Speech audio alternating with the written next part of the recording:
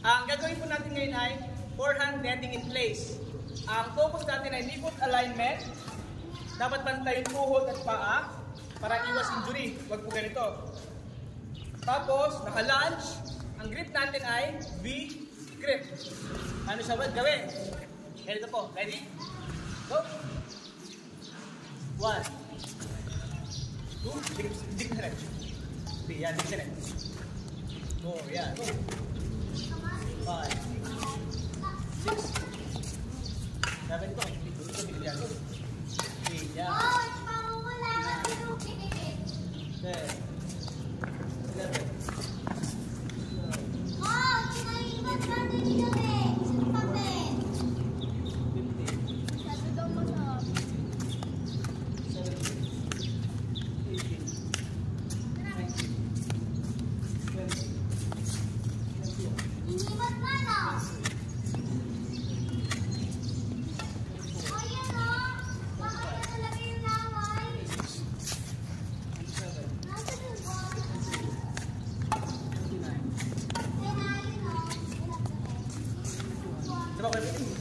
Wait, movement, sorry.